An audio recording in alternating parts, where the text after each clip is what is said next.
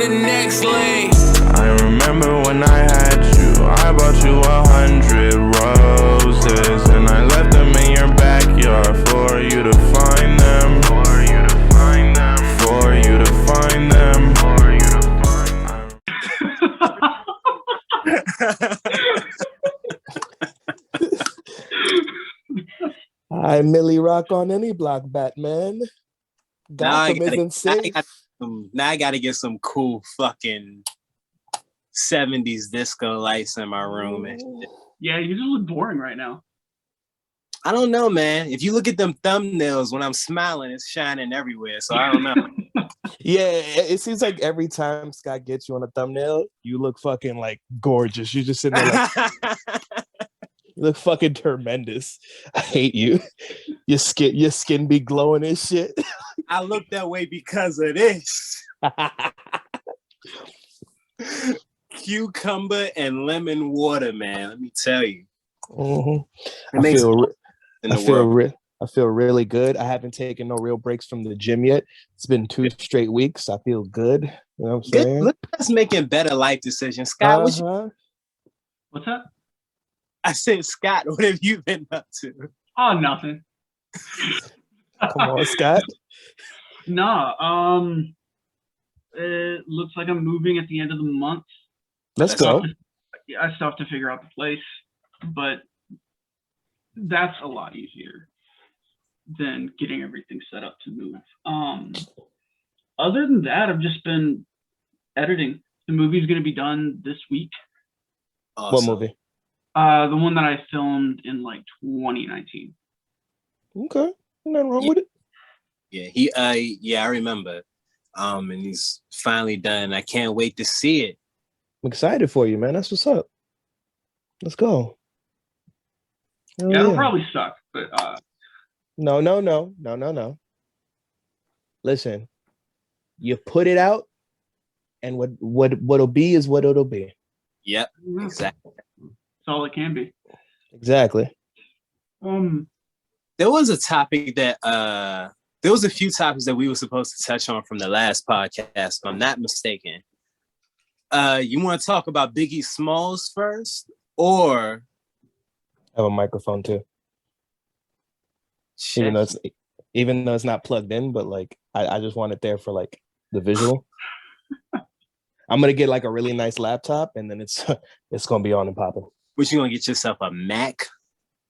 Turn to the Mac. Probably. As soon as I open the box, I don't know, man. I don't think I can ever get into like a Mac like that. Well, I mean, an apple a day keeps the dentist away. That was a good one. Hey. It's the top of the morning to you too, my friend. Look, hold on. I wish you could like just see my like shadow. Like imagine this, right? Look. Like just look at the shadow, right? Good evening, Batman.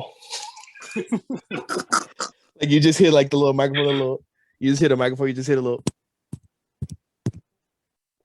Hello, Batman.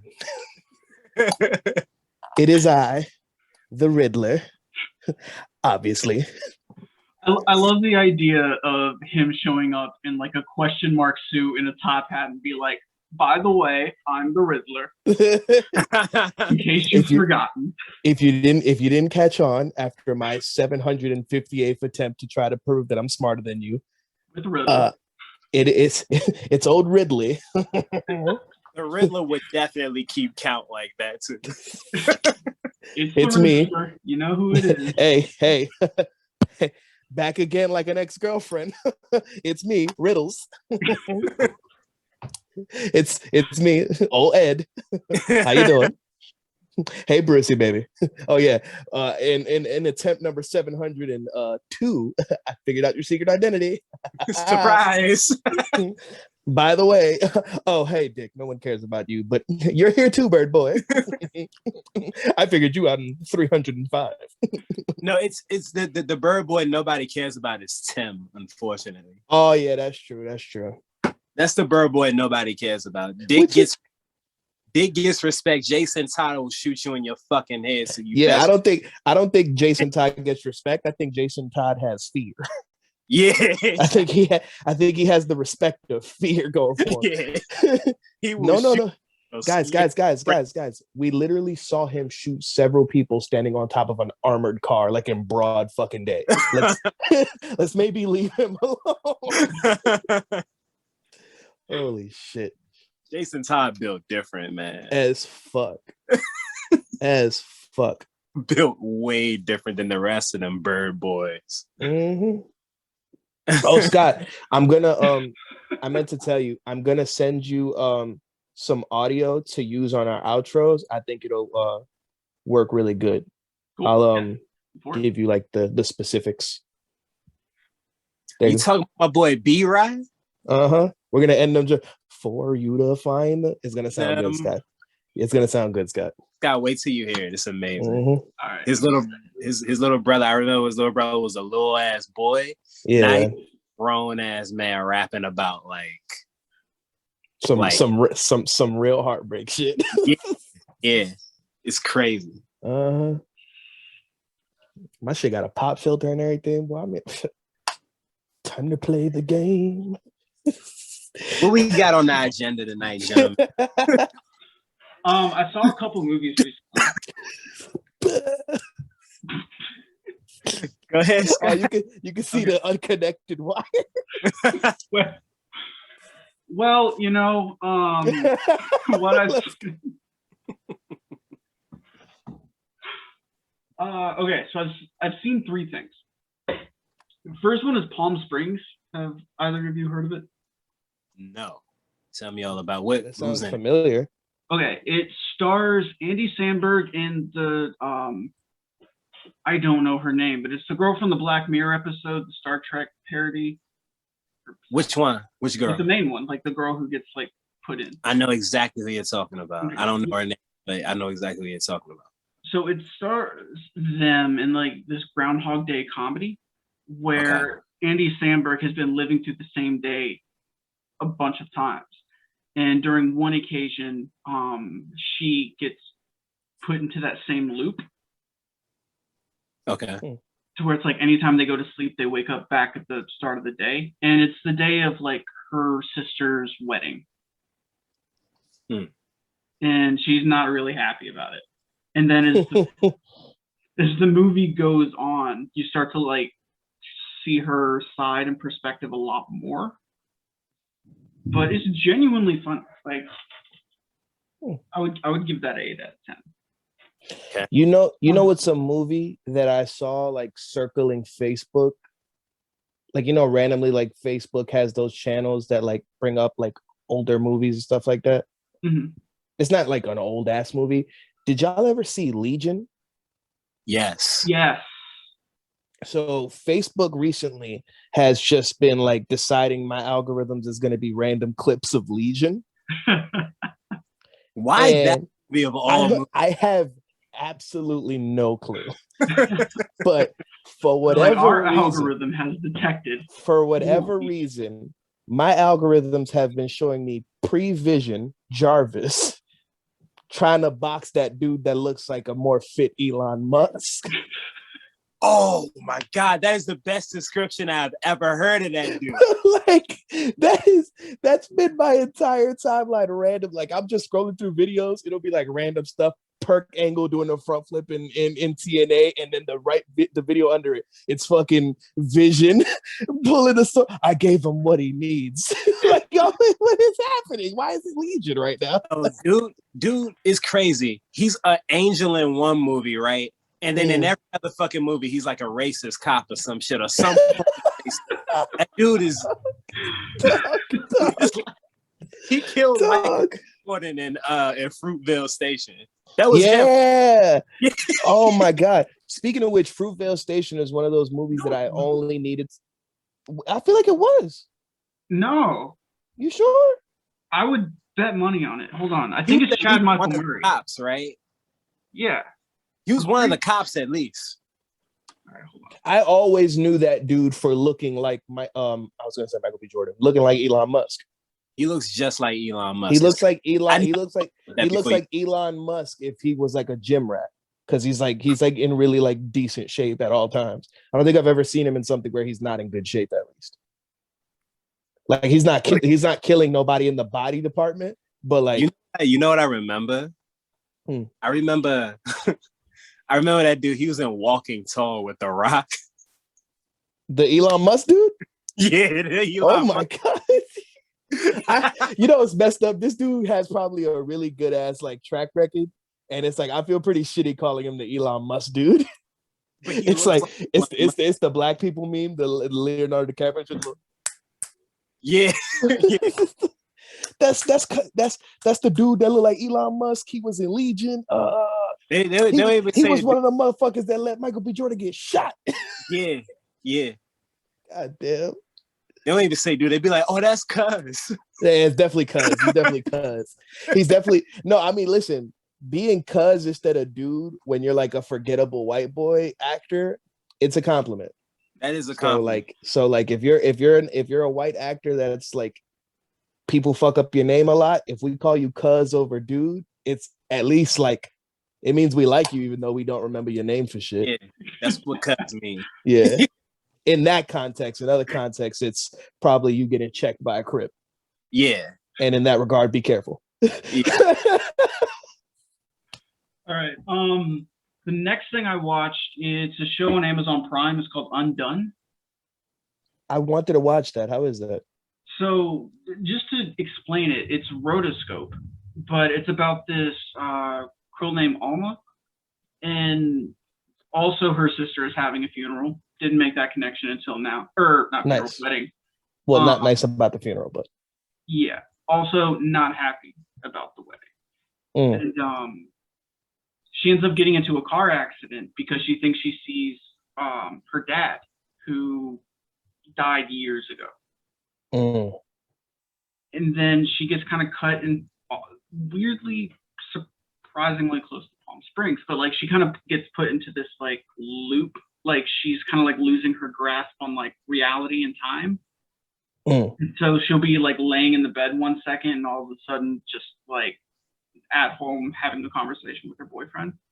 Yeah. Right. The movies you've been watching lately all seem to have a common theme. Right. Time. The Groundhog Day kind of thing. I mean, people. I believe in the whole like people subconsciously do something where they think like, oh, it was random, but like people like subconsciously do everything with purpose. I believe. Yeah. But so it stars Bob Odenkirk as the father, and Daveed Diggs as like her coworker, and it's amazing, honestly. Each episode is like 20 minutes, so it's a quick watch. But it's a show. I'm gonna check it out because I did see a preview of it and I did want to check it out anyway. But it's a show that I specifically want you to watch, Scott. What's that? Well, first of all, before I get there, Scott, are you aware of what is the Bad Girls Club? No, I didn't know there was membership. Oh, this is perfect. Have you ever seen a single clip of anything from the episodes of the Bad Girls Club? There's several seasons. I doubt it. I highly doubt it. This is even better. Scott, do you have $5 to dispose? I could probably find it. Scott, I need you to subscribe to the Zeus Network. This is not a paid advertisement. The what? But the Zeus, as in the god. Yeah. Okay. Yes. Hercules' father. The Zeus Network. Right? For $4.99. And I need you to watch 2 shows specifically. I need you to watch Jocelyn's Cabaret. And I need you that song is called with Miss Natural in it? Yup. Okay. Yup. Yes, it is. I need you to watch Jocelyn's Cabaret. Jave, if you're specifically waiting for Miss Natural, go right to season 2. Go right to season 2. She's not in season 1. It has 2 seasons, baby. Yup. Put some respect on the Puerto Rican princess's name. Oh, hold on, Scott. Have you ever even seen an episode of Love and Hip Hop? Any of the various ones? Love and Hip Hop New York, Love and Hip Hop Atlanta, Love and Hip Hop Hollywood. I've seen the name of the show. Okay. I love this. I love this. And there's a show called Baddies. Jave, have you seen any of these shows, or at least seen clips of them? I feel like you've probably seen the clip that everyone knows. I've seen clips of everything except Baddies, I think. So obviously, for context, Scott, have you seen that viral video of the young lady talking about having to abort twins? And then amongst the group of women that she was with, a young lady in the cut blurts out, "Damn, double homicide." No, fuck. Oh my god. So let me tell you what happened. Oh, and you can keep this in because from what you asked me last time, Scott, yes. So there Carrie and I were. After the video goes viral, the double homicide video. It was viral. It was viral, my G. Yeah, Scott, I'm actually in shock. You must just not be on the internet that much. Not really. Okay, then Scott like people less than I do, so that should tell you. Oh, okay, there it is. Okay, that gives me everything. Yeah, Because Jave is someone who barely frequents the internet because he hates people. He even saw this clip. I don't like the way people look. I don't like their opinions. I don't. I get it. I get it. None of that. So Scott, if you're on a higher level than Jave on that, that's all I need. Yeah. So, here we go. Yeah, yep.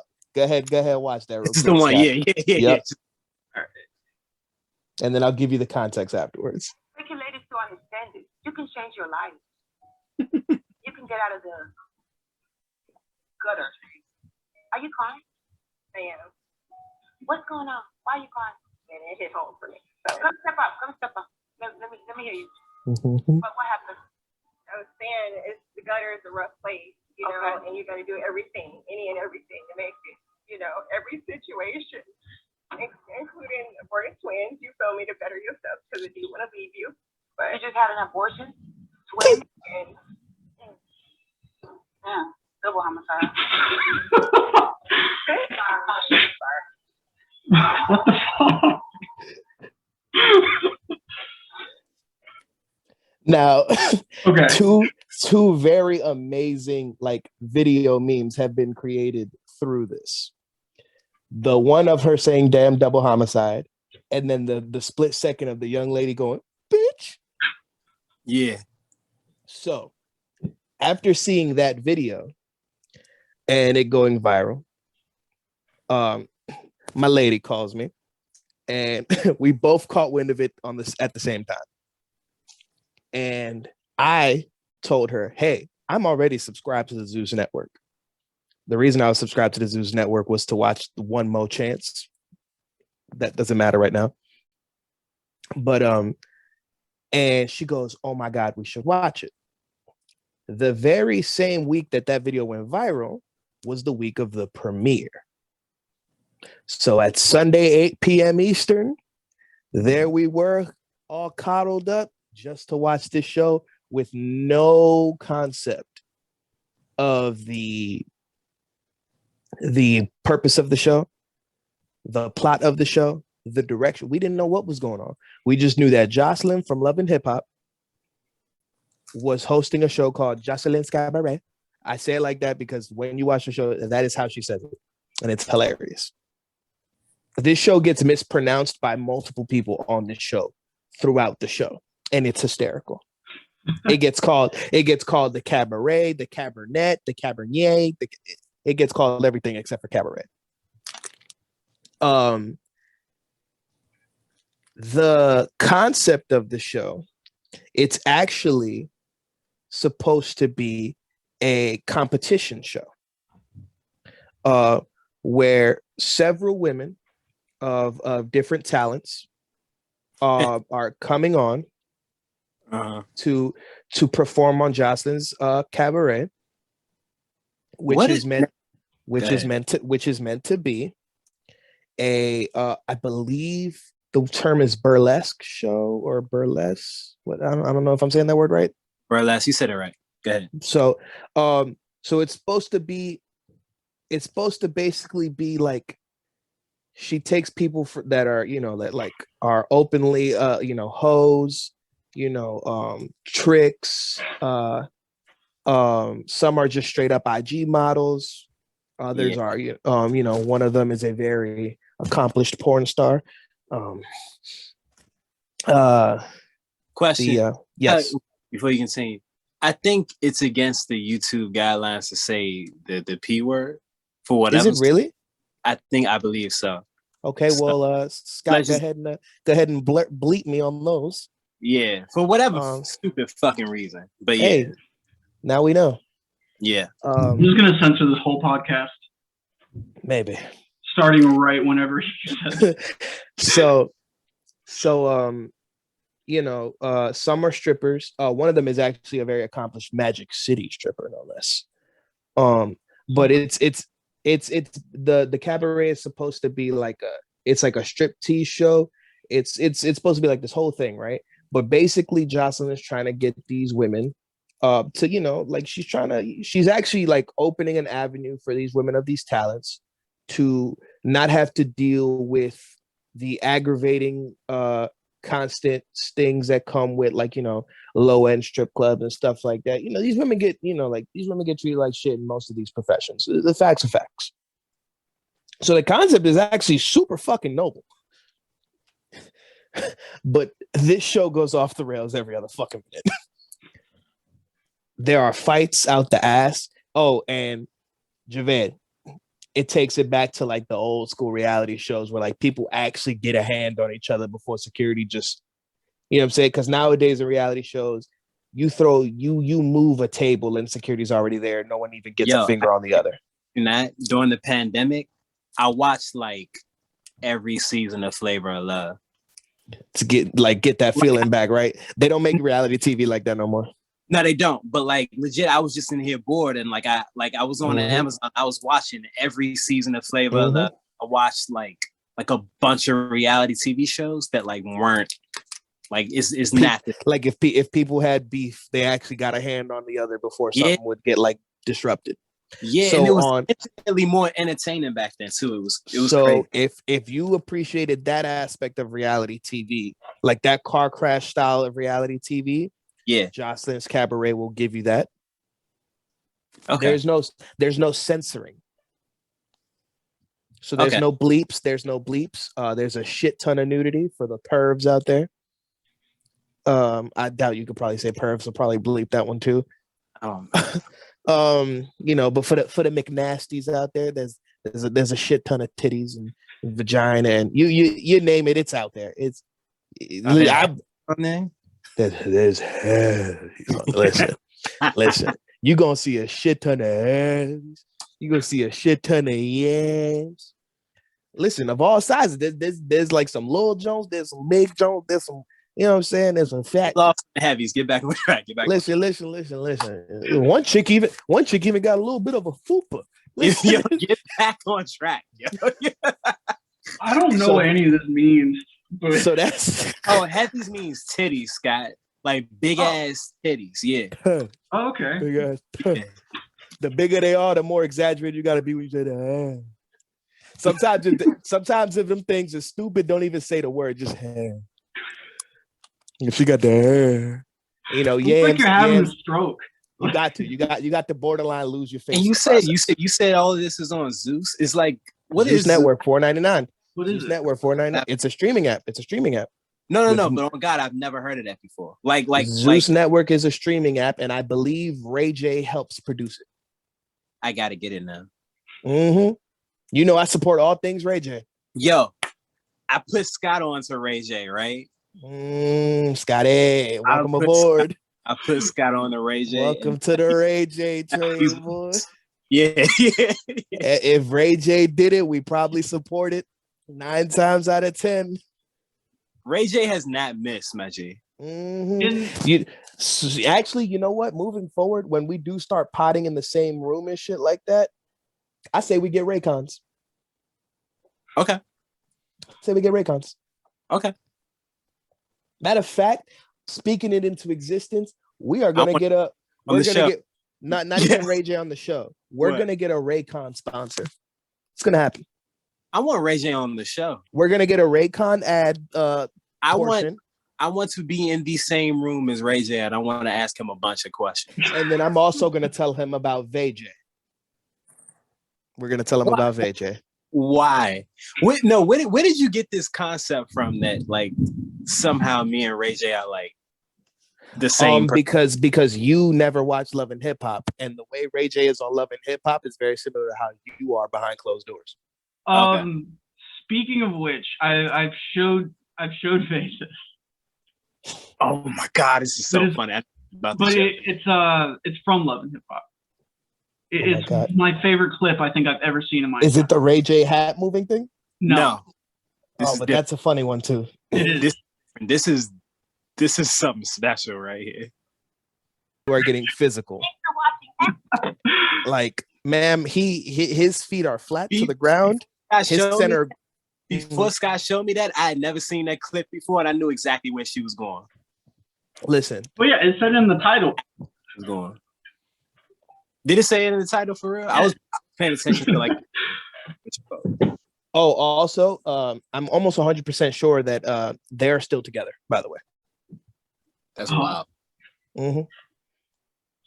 But the other show, Baddies, it's a show about several women from the Bad Girls Club trying to basically take back their names and, you know, make money with each other. So it's a show about women from a show trying to start a show. And every episode... Can we make a show called The Bad Guys Club? Come on. Javay, it already happened. Javay, it already happened. What show is that? Making the Band. Okay. That is not. Making the Band have broads on it too. I'm talking about like the Bad Girls Club would occasionally host some men. Dude, if we did the Bad Boys Club, we could do a thing where like Alejandro tried to come up and we were like, no. So put the camera away. So wait, would it be a parody or would we like legitimately like be doing Hot Boy shit? I think it would be a parody, but like us trying. I'm about to say because if we're doing Hot Boy shit, then I can't be on the show. No, I was about to say if that's the case, then you're disqualified anyway. So you can't. I'll record. But what I was about to say was, we got enough single men. What would be funnier, a parody or us actually doing Hot Boy shit? What would be funnier? I mean, you want the truth? People would follow the real thing a lot fucking better. I'm waiting on y'all to answer. I know people would follow the real deal a lot more. Yes, they would. Yeah. I think we would take real situations and play them up. That's what they do. There are real moments that they amplify completely on purpose, even though they're not as amplified as they truly are. Yeah. So hold on, Javay, I know you're single. Scott, are you single? Yes. Jay Sean is single. Ronell is single. Jay Sean is the star of this show. I hope y'all realize. 100%. Sean is the guy. Bro, fuck. Here we go. Me and John will just produce it. We'll just be in the background. You know what I'm saying? I'm saying. Listen. We got something here. Hey, but we don't call it the Bad Boys Club. That's too on the nose. No, we have to call it something else. We'll figure something out. Yeah. That could be our vlog content. This is on the table. It's on the table because like half of the footage would be us staying inside. Yeah, not Javay. Not these days, my G. Javay outside. Holy shit. 121 my guy. The majority of the show is just going to be you and fucking Jason. Probably. Every now and then Ronell will be a little hot boyish, but then it's like, want dad time. And I'll just be in the background, like. No, like, but I'll have here's a the thing, out while everyone's like getting rowdy. Scott. There are multiple moments on several seasons of Bad Girls Club where there are those girls that like are kind of chill, and it's like, how did you get on the show? I'll look those up and try to see how I can make. You don't start no fights. You're very nice. Like you're not even like remotely hoish. You know, these chicks probably don't even shake their ass when they hear Juvenile say Cash Money Records taking the lead. 99 and 2000. Yeah, like if they hear that doom, doom, doom, like, and they don't like, come on now, like, you know what I'm saying? Like if they don't at least do the tongue, then they're not. You know what I'm saying? I'm actually looking for it. I really hope we actually do. Hey, real question. Women have that song where it's like as soon as they hear that, you know what I'm saying? Like they get the popping. Yeah. What song is the shit that gets niggas' dicks going? They get niggas' dicks going? I don't know. I thought no. If you want to know, it couldn't be anything popular because no one would want that to happen in the club. Here's the thing, right? No. Let me preface that because it sounds like I want to know, like, oh, show me now. I have Apple Music up. Pause. I'll pull it up right now. Listen. No. What I'm trying to say is before people think I'm trying to come out on the last day of Pride. Hold on. Andino, he gay pride shirts. I'm here for it. Better take us to the next level, pal. You want views, my guy? This is how you get them. Listen, do coming not out clip. as gay prank. Oh my god! And then like 10 exclamation points. Just don't. If anything, chop this out completely. Just like come back in it. It's just us laughing.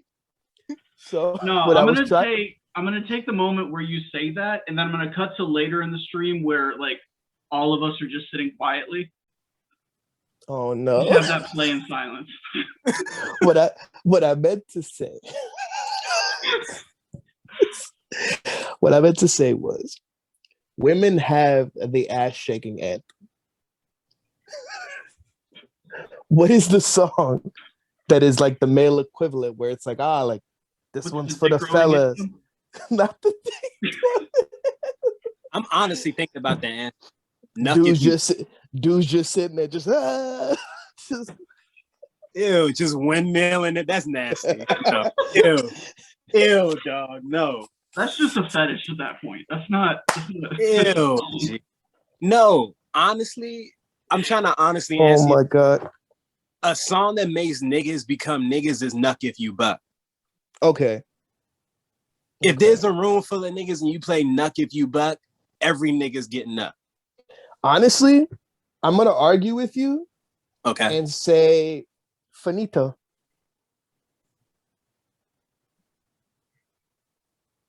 I disagree. I think, have you ever been in a room full of people that know them Chief Keef lyrics? It's a different energy. There are no videos of people bouncing Nuck If You Buck and the floor collapsing under them. There is, however, a video. Yeah, sure. Of people sitting there. Nuck If You Buck has a greater. I'm about to shoot New Jersey up. Like, it's different. Nah, I disagree. Nuck If You Buck. You just hate Cheap Sosa. That's what it truly is. Nigga, no, I do not. And I know the truth, Batman. Do not say that on the internet, first of all. Because right. I'm saying that nigga lied. You should go after him. Do not come. No, I listen. Everyone that has ever known me knows that I love Chief Keef. No, look, I know you love Sosa. You know how I feel about Sosa, baby. Yeah, but Nuck If You Buck has had like a greater reach and shit like that. Yeah, that's true. I'm gonna go with that. But like, do it get us dancing? Yeah. What do? We just jump around? That's how niggas dance. Nah, man. Wipe Me Down. Wipe Me Down. We was literally walking up to other strangers and literally doing this to them and shit. And like, Wipe Me Down is top 5. Sure, yeah.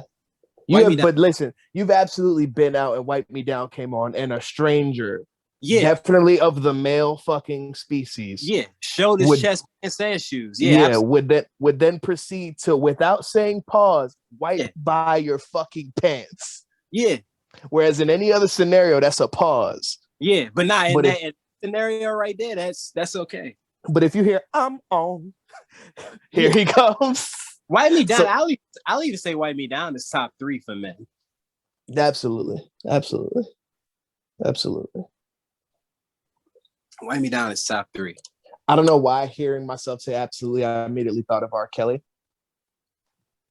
Well, let's not think of R. Kelly too much. No, not like in a R. Kelly, but the meme army and how they have been killing R. Kelly because of Bill Cosby being announced to be freed. Oh, yo, that's hilarious. The amount of different ways people have said R. Kelly is upset that Bill Cosby is out, essentially. It's like, and here's another thing. What the hell do people think goes on in jail? How do you know that R. Kelly is aware of Bill Cosby being freed? For this, if a regular nigga is allowed to keep his phone in jail, R. Kelly definitely knows what's going on outside of jail. That is fair. Like, R. Kelly definitely knows. Imagine R. Kelly's lawyer coming to visit and telling them, Robert, I've got some great news. They let out Bill. We've got a shot, pal. Ain't they? This situations are entirely different, though. 100%. Entirely. I just thought it was pretty crazy that the internet decided, this Bill Cosby situation immediately makes me think, I bet Robert's steaming in there. Like, look at what fucking people think. Like, oh, Robert, trapped in the closet 39 is gonna hit different. What the fuck is going? If R. Kelly comes out of jail and he doesn't do a trapped in the jail cell series, he's not coming. Then he doesn't. Then he obviously doesn't want any money. Then that nigga's done when he get out. But then again, that's a fact. But then again, I don't know, man. I can't underestimate like black people still love that nigga, dog. Yep. He might not. The way I've been seeing how people are receiving the news about Bill Cosby is almost as if they're just like, we still love old pudding pop. Yeah. Bill Cosby is a lot of niggas' childhood still, G. Like, no matter how nasty he is, like, that's still a lot of people's childhood still. They're never gonna let that nigga go. But not to lessen the severity of the situation.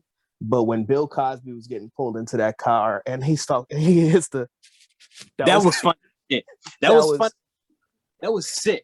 I forgot who I watching that, and their reaction was, "Oh, nah, he did that shit." Okay.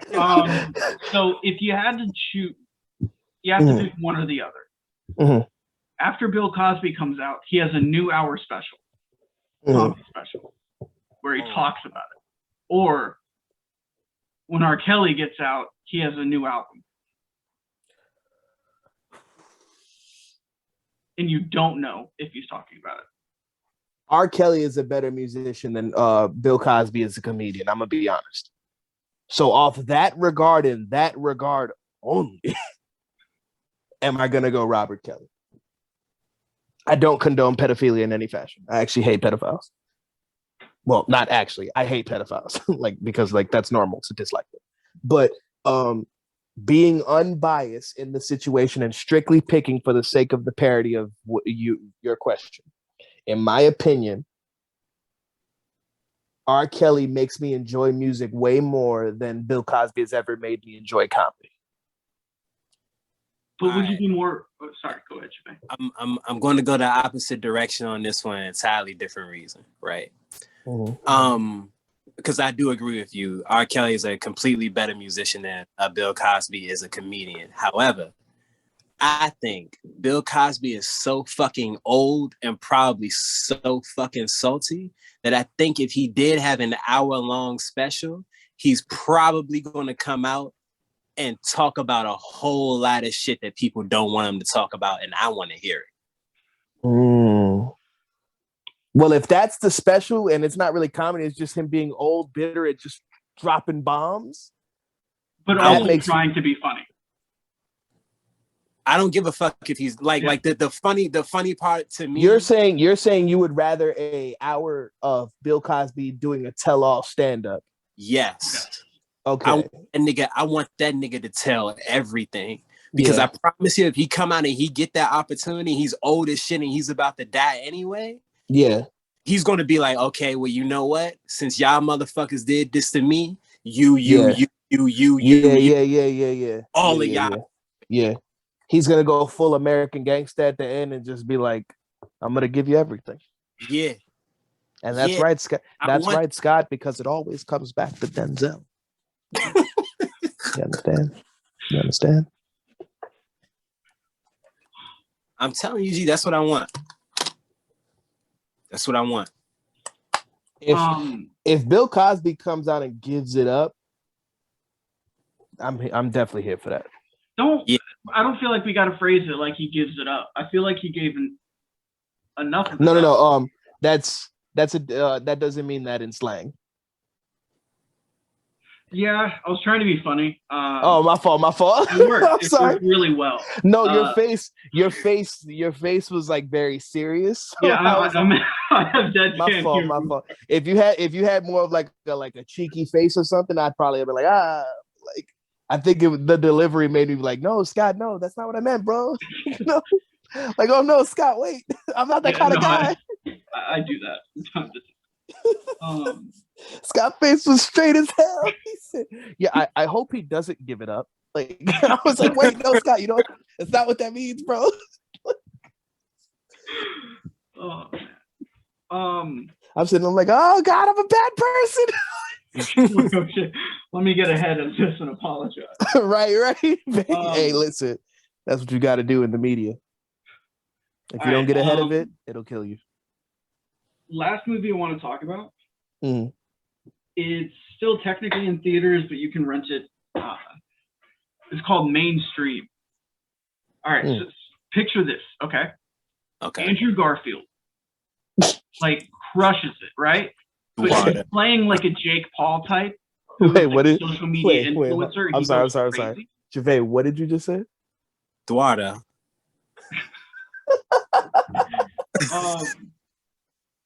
Eduardo. He is Eduardo. Eduardo.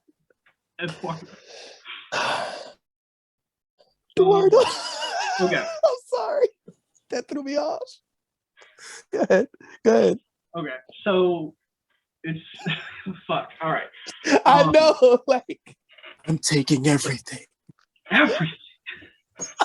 Oh man. What movie is that called again? The Social Network. The Social Network. That was another movie. For whatever reason, my Facebook algorithms kept shoving down my fucking throat of clips. I like standing next to you. Makes me feel so tough. Like, why would you say that out loud? Like, what a weird line. Oh man. But Jesse Eisenberg was perfect for that role, by the way. Yeah. Okay, so Andrew Garfield's playing a Jake Paul type. Annoying, does a bunch of like public shit. Why is that a Jake Paul type? But that's funny. Because it is. You could have said annoying as hell and like break shit. You could have said every social influencer try hard ever, but you're right. Now Jake Paul is that guy. He's that guy. He's the king of that though, isn't he? Yeah. Okay, so it also stars Maya Hawke from Stranger Things, and still never seen a single episode of Stranger Things, let alone a clip. Okay, but so she's this barista, and she ends up coming across like him while he's working another job, and he's acting a fucking fool, and so she's recording him, and he's like, "Hey, are you recording me?" And she's like, "No, I was recording the painting." And he was like, "Oh, okay." And so we like went over and like took the painting off the side of the building, and like got chased down by the cops, and like it blows up. And they end up getting more and more attention until he gets like a game show where he's just allowed to do whatever he wants. This dude is Boot Gang? But eventually, on that game show, he does something else. Fuck. And follows that path, and it's very artsy, but the dude crushes it. Okay. It's not a great movie. It's not a great movie. No, there are some scenes in there where I'm like, why is this in? Like, at one point, my Hawks character, she's throwing up, but it's like emojis coming out. What? Yeah, and I was like, the fuck is this? But like on the strength of Andrew Garfield's performance alone, I would say watch it. There are movies like that sometimes where it's like overall the movie's trash, but like it's one person. Yeah. One person brings it home. Just one, yeah, exactly. Literally watching it for like the respect of like how fucking good this one person did it. That happens sometimes. Most recent Mortal Kombat movie. You said what? Joker. Like Kano in the most recent Mortal Kombat movie. Can I just say, I'm glad you brought that up. And maybe this is me trying to make sense of that movie and being easy on it because I'm such a fan of Mortal Kombat. I do not think the Mortal Kombat movie was bad, and here's why. If you are a fan of the Mortal Kombat games, you have absolutely played through. I know where you're going. Yeah, listen. Go ahead. I'm gonna let you. Go ahead. Here's the thing. Listen, we have dropped a lot of like great podcast content before we were podcasting, and every opportunity there's a moment for me to bring it up, I'm gonna, because it's too good to leave in the archives. Scott, have you played Mortal Kombat? Any of them? Yes. You played most of them, I assume? I played a couple of them. Have you ever played Deception? That was not one of them. Have you played any of the recent ones? I played the last one, I believe. Okay. So, were you aware of during the PlayStation 2 era, there was a story mode called Conquest Mode, I believe. Yes. So Conquest Mode would consist in the two games. It was Deception and Armageddon. It would attach an unconnected protagonist, like a brand new fucking character, none of the classic characters. In Deception, it was Shujinko, and in Armageddon, I forget the names, but the dude was a twin. I forget his name off the top of my head. Someone who's like a mark for those games, crazy. It's like, how could you forget him? But like, so everyone's biggest beef that I saw was not the depiction of the characters, not even the presentation, not the new format of like this whole like chosen thingamajig. I'll be right back. I'm listening. I gotta do something. Sure. Their beef seemed to be with the unnecessary addition of this non known character. What was his name again? It was something. Cole. Something. People beefed about Cole. And to me, if you want it to feel like the video games, you could easily just look at Cole the same way you looked at Shujinko when you played through Deception and the other protagonist whose name I cannot remember. Because literally, in Deception, Shujinko was like the chosen one out of nowhere, like as if we didn't have Liu Kang this whole time. But that's how he was introduced. In this version of Mortal Kombat, Shujinko helps Scorpion find out that Quan Chi manipulated this whole knot, right? Like he is involved out of nowhere. It's like, we played like 9 fucking games, never heard of Shujinko. Now you mean to tell me, you know what I'm saying? Like it's this whole thing. Let me clear my voice. And then in the later games, with these these twins, it's like they're like super ingratiated in like the Black Dragon, all kinds. It's like, 10 fucking games. Never heard of these guys. What? You know what I'm saying? So it's like everyone's beef was like, we have plenty of content that you can use between these games and its original story. What the fuck is the point of Cole Young? To which all I said was, we loved Deception and we loved Armageddon. Cole Young is just Shujinko. It's the same. I think so. While I agree with that, right? Like I think I think that answers like the most major glaring issue that I feel like a lot of people had with the film. Most of the people I know had an issue with not only Cole, but there was a whole bunch of other shit wrong with the movie. The pacing was bad. The acting was abysmal. Except it was. I think the dude who played Scorpion did a great job, and the dude who played Bihan. Okay. Dude who played Scorpion did a great job. Think Bihan was great. I enjoyed Scorpion was great. I enjoyed Bihan. That was Bihan. Prince Goro was not a threat. I didn't like how short Prince Goro was in it. When you say short, do you mean physically or like his presence in the film was? I'm never gonna argue about like a CGI presentation because I don't know shit about CGI, so I'm not about to be the asshole. Be like, oh, he looked terrible. Like, man, I would have done worse. As long as the motherfucker always has 4 arms and a ponytail. I liked his presentation, right? Like how he looked. That's whatever. To me, as long as he has 4 arms, 3 fingers, and a ponytail and a scaly back, because those are his most recognized features, even back when he was a shitty fucking CGI on the arcade games, the most recognizable things about him was that, and that his skin is kind of like pasty yellow. Excuse me.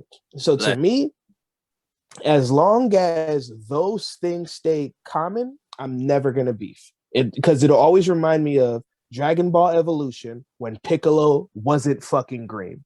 Dragon Ball Evolution was terrible. Dragon Ball Evolution is the only the only movie that I ever physically paid for and walked out of. And it was the second I saw that Piccolo wasn't green. Dragon Ball Evolution to me was, first of all, Mortal Kombat is not even in that. At all. But it wasn't Dragon Ball Evolution is the worst adaptation movie ever, in my opinion. Yeah. But if you ask me, Mortal Kombat, it wasn't great. It wasn't and then again, I didn't go into Mortal Kombat expecting anything. Yeah, also, it's not like it has great predecessors or anything. Yeah, yeah. It's Mortal Kombat. Like, yeah. I don't know what I was expecting. I was expecting a little better than that, though. I know what you're really upset about. What am I upset about, Andy? You're upset that Kano was the best thing about the movie, but it wasn't the Kano you wanted him to be. No, Kano was the best thing about the first Mortal Kombat movie too. Let's get that out the way. Maybe that's just going to be the running theme for Mortal Kombat forever, right? Like Kano just best thing. I know all your moves, baby. Loved it. Loved Kano in this movie. The thing about is the guy who is the actor, is he actually what is Kano, Australian or New Zealand? I always mix those up. Or is he just like European? No, no, Kano's not European. I'm just saying, like, the actor I don't know. Is the actor from the same place that Kano's supposed to be depicted from? I have no idea. Zero idea. Random, but yeah. You want the cuz. You want that old thing. You want that old thing back. That's your Kano, boy. Yeah, I want cuz back. What's his name? I don't know his name, but like he's like you feel about him how I feel about Tobey Maguire's Spider-Man. Like that's my Spider-Man. Like Tom Holland cool and all, I get it, but nah. It'll always be Tobey Maguire with the quivering lip. I'm happy. For some reason, you bringing up Spider-Man made me think about this point that Scott had the other day about private. Yeah, I connected it to Eduardo, and then in my head I connected Bird. Scott, you brought up something give Andino your take about Lex Luthor. Oh my God, I can't wait to hear this. All right. This is gonna be make or break for us, Scott. Hello, my name is Scott Sullivan.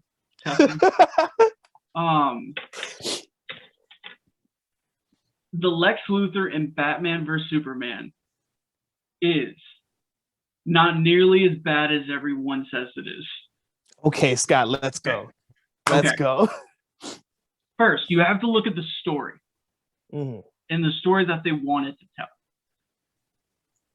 He did not make or break the movie because the story was already really flawed to begin with. I agree. Now, the story that they were really doing was building up two different gods, like the new gods, the gladiator match fight. And what you have to remember is that Batman is very like hardened, and while Superman is still pretty new. So they bring in Lex Luthor as also somebody who's new, like not fully into his persona. And since it can't be a three-way struggle for power, there has to be a secondary motive. What he brings to it is the fact that he's inferior. Because if, like, you think about it, like, he's skinny, scrawny, he, like, whenever he's standing between them, he's, like, a foot shorter. Yeah. And he's obsessed with them. And he's like, they will be the end, and, I won't have the power. And so he's trying to get power with, like, insecurity. Because he's like, oh, God, like, I don't want to be worthless. So let me try to control the very top, which is them now. Right. And he fails miserably. And the plan doesn't work. They become friends. They go and fight Doomsday. Yeah. I think if they wouldn't have given up on his transformation, like if they continued it into like the Justice League or whatever, it had potential. It had a lot of potential. That post credit scene with Lex Luthor and Deathstroke actually caught my attention. Yeah, it caught my attention. Wait, so did they drop Jesse? Is that they dropped everything? They dropped the whole the whole shit. Like, so they're not gonna continue Lex Luthor at all. Like, that's a confirmed not thing. Anything? No, the Zack Snyder. Oh, the Zack Snyder shit is done. And that's a shame. There were little things about it. Like, I think in the Snyder cut, actually they had like little things like that, like Lex Luthor had in the comics, like some of his bodyguards were fucking Amazons. Yeah. Like, it's little things that they had in there that had me like intrigued. I'm like, okay. You know what I will say? Everyone wanted completely developed Lex Luthor so bad that they kind of quit on Jesse off the casting. Once they saw him in the long hair, it was over. But my whole thing was just like, to me, as soon as I saw that, I went, oh, over time he's gonna develop the balls. Yeah. That's what I assumed off the rip. Like, as I'm watching the movie, I go, oh, okay. They're gonna give him a reason to become Lex fucking Luthor. Like, right now he's little Alex. But like, y'all gonna fuck around and give him a reason to become Big Lex any minute. Yeah, and that's why I think that he was, like, for what they were going for, he was correctly cast. Absolutely. And to me, I think the only thing that was damaging is he can't help that that's his voice. He can. People to the Lex Luthor from the cartoon of the West. And yeah, where they used to deep voice Lex in comics and cartoons, and they're also used to video game Lex, who's also deep voice. And I've never seen a Lex Luthor, even the CW Lex Luthor is masculine. He doesn't have like a big powerful voice, but he doesn't have like there's no squeak in his tone either. Yeah. And Smallville Lex Luthor. Yeah. No. I'm talking about CW Lex Luthor from Supergirl. Oh, okay. Yeah. Lex Luthor is also like on CW, like in that whole series, like Arrow and all those. They have Lex Luthor. They have a Lex Luthor. I didn't know. Hey, they're great. Real talk, they're great. They're all on Netflix. They're fucking great. But no, that Lex Luthor, he is also he's not a deep voice guy, but it's already developed. And so they introduced Lex Luthor and Supergirl, and he's already like established bad guy in and out of jail. Yeah. You know what I'm saying? Like he's already like Super Lex by the time he gets introduced into Supergirl. Yeah, which is, if they did that in Batman vs Superman, I feel like it would be in a way worse if you got like a new naive Superman who's still trying to learn. Yeah. And then it's like the established bad guy who's already Superman with no EXP versus Lex with all the EXP is not really fun to watch. Yeah, because then if they continued these movies like they were going to, as he would continue to grow, so would Lex. I think, and that definitely has potential. And also I think outside of the comics, right? People aren't used to seeing Lex Luthor on screen without the level up, right? Like people there's not a lot of info outside of reading wise, like outside of literature, and the only Lex we've ever seen on screen has been it's always been Big Lex. And also like the whole idea of Lex Luthor, right, is before the arrival of Superman. Lex Luthor is usually already like this established powerhouse in Metropolis, right? Yeah, like, he's always like a fucking mogul. He's always Iron Man without the suit.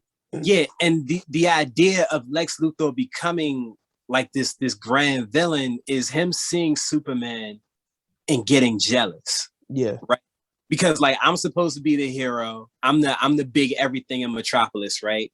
And then you see Superman, who is something like Lex Luthor is not used to seeing something that's unattainable to him. So, can't become a fucking Kryptonian. So, right. So Superman is like, nah, this nigga got to go. And then he creates all these scenarios in his head like, well, he's dangerous to the world, right? When it's really not about that. It's about, I can't. He's the polar opposite. He has the polar opposite logic of Batman when it comes to Superman.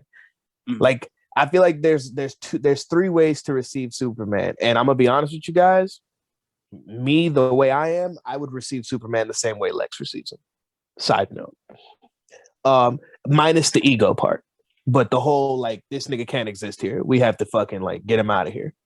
Like, we cannot let him know he's as great as he is and is invaluable. We cannot let him know that. I agree. Like you would receive it the same way, kind of like how Batman receives. No. Batman wants to basically have him monitored in a very unrealistic fashion where it's almost not humane. Lex wants this nigga in the dirt. Oh, okay. Oh, you want Superman? You saw a Superman, you would want him in like. If Chris Andino had the resources of a Batman or a Lex Luthor, and a fucking Superman pulls up on my Earth, I want him 6 feet in the ground. All right. Can I say 100%. And also, before you flying fucking alien that looks like a fucking human being, you gotta die. Also, to be honest with you, if Superman were real, we likely would not get the Superman that's in DC Comics. We would get the fucking Brightburn version of Superman. 100%. We would get that. We would not get no fucking Savior. Because let's be real. We would get fucking Omni-Man. We would get Omni-Man, Zod, whatever evil version. Yeah. I agree with that too. And here's the thing. Out of fear of him being more Omni-Man and Zod as opposed to him being Clark, I'm gonna want him out of here. Did my shit time out? No, you good. Yeah, I would. Your video went out for a second, but you're good. I don't know why I put my shit on Do Not Disturb. No, you're good. You're good. Let me just for a second. You're good. I'm coming back. Hold on. Oh, okay. Scott, you about to make a point? Yes. and this is something I said to you earlier as well. Mm-hmm. I don't know how this is going to be received, but I think if Superman is your favorite superhero, that's kind of weak.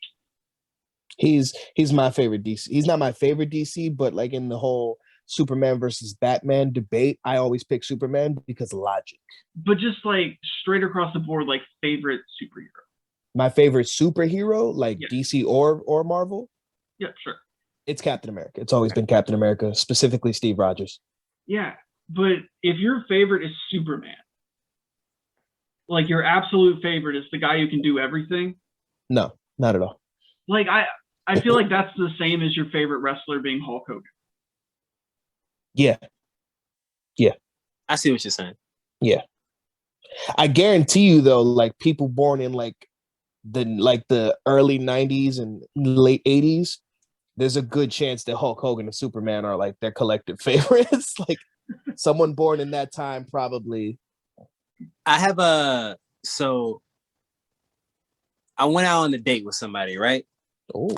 They asked me if I was religious because I had this on, right? You don't even believe in Jesus. Why you got Jesus piece? I said, you know, I wouldn't call myself overtly religious, but I do think that the Jesus Christ character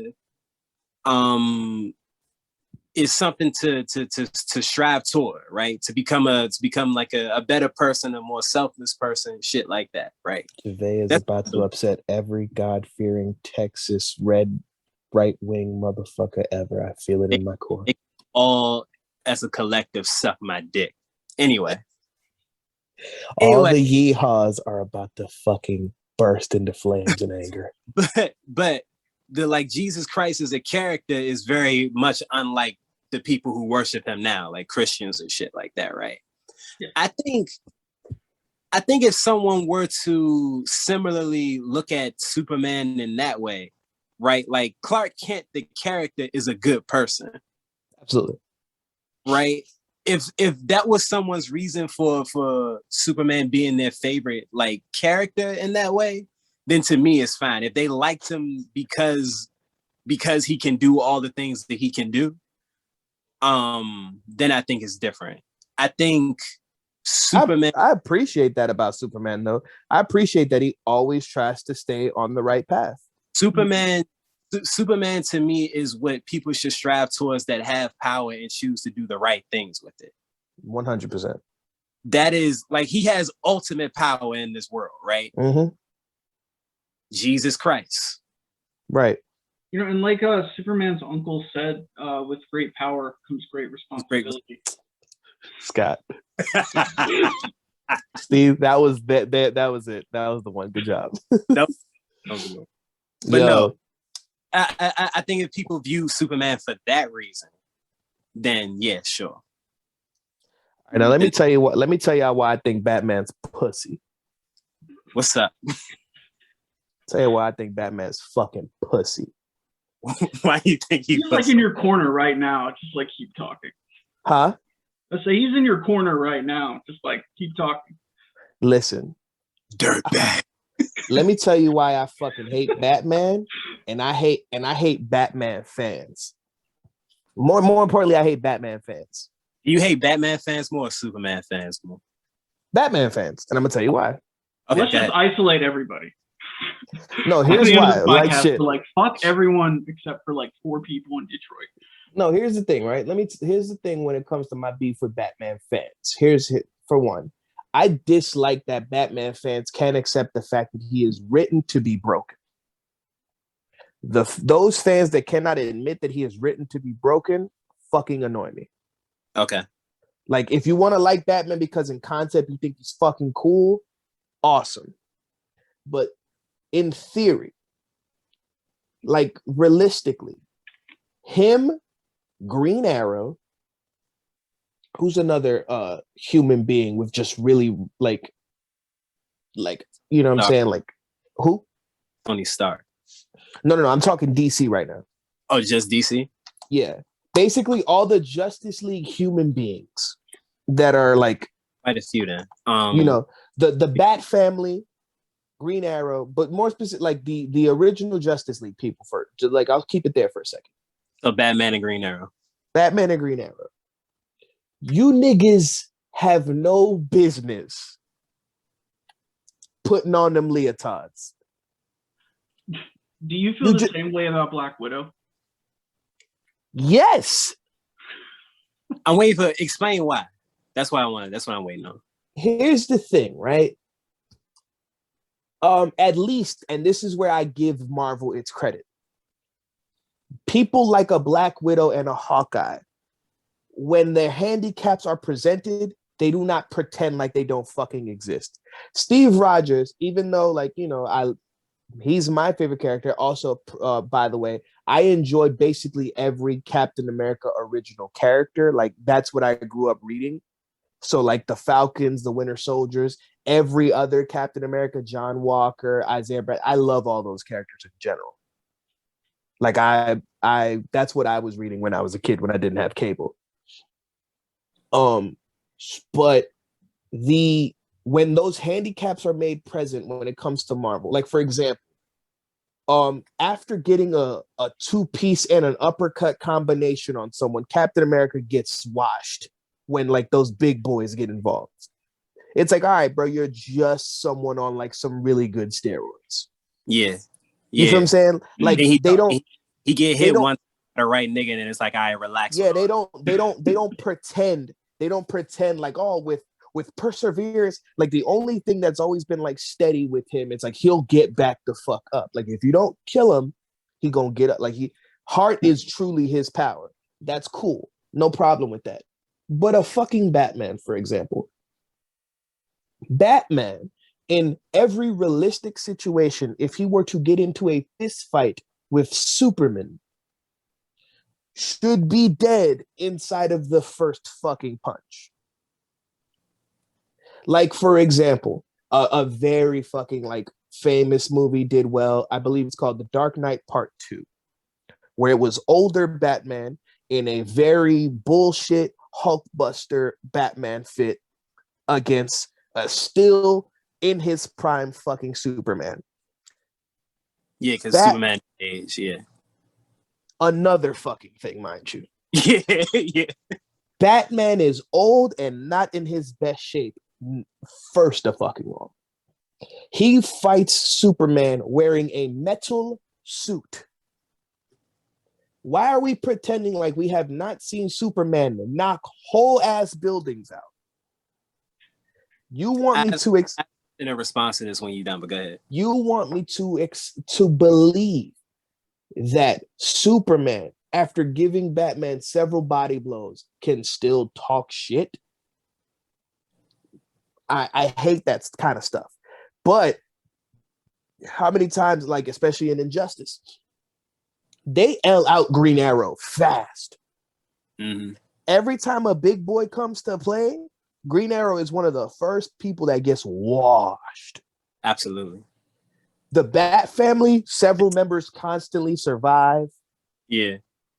But Batman, for whatever motherfucker, hell, there's been several different storylines where the majority of the Justice League, Unlimited, you know, the big group, where a vast majority of them get washed by some, whether it be Darkseid coming in with the army, all kinds, you know what I'm saying? Like, every time they do storylines like that, every time a big galaxy boss gets involved, 80% of the Justice League gets washed, including guys like fucking Shazam. And somehow, some fucking way, under a fucking pile of rubble, oh no, we have to find a way to get the Justice League back. Like, why the fuck is he? There's no reason. Bruce Wayne should not be making it out of 79% of the situations he fucking makes it out of. And it pisses me off. It's like, we get it. He's cool. Like, bro, the anger and pain of your parents dying can only make you but so fucking strong. There's you mentioned Justice League Unlimited, right? Mm-hmm. Something that I always think about, and I think this only like accounts for like one of the scenarios you brought up, because for the most part I do believe Batman is a broken character. Mm-hmm. But when it comes to Superman and Batman, for example, right? Mm-hmm. There's a scene in Justice League Unlimited with Darkseid arrives and he's like fused with Brainiac or some shit. Mm-hmm. And Superman, once like the area is cleared, like cleans Darkseid's fucking clock, like he should, like he should. Like he's like, I'm constantly holding myself back so that I don't break the world, so that I don't break everything that I touch, right? Mm-hmm. Cleans Darkseid, like you said, the big bad's clock, right? Mm-hmm. There's a quote in the comics that Batman says about Superman. He says the thing that separates me from Clark is that deep down inside, Clark is a good person. I am not.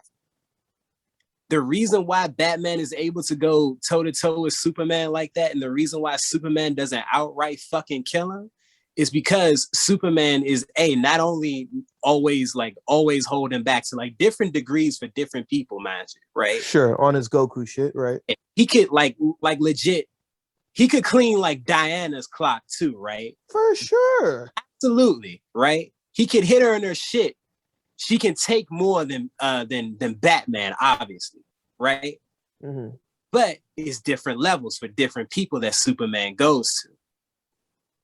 Because he's a good fucking person at heart. Sure. So whenever you see him hit Batman in this shit, and Batman is still ticking, that is because Superman allows for that nigga to continue to breathe. Batman will try to hurt him. Clark will never try to hurt Batman. So here's my thing to that. You get what I'm getting at? No. I agree with you 100%. And it's obvious because the way that scene ends is fucking Superman. Like while Batman's doing the whole speech, I wanted you to know, anywhere you go, I'll stop. Like all that bullshit, right? He says that whole thing. And Clark is just like x-raying and peeping like this nigga's heart is about to stop because he has all of his ribs cracked. Yeah, exactly. Yeah. And he's just sitting there like, all right, bro, finish your speech. I'm a little bloodied up. I'm gonna wake up tomorrow and I'll be perfectly fine. You're dying. Yeah.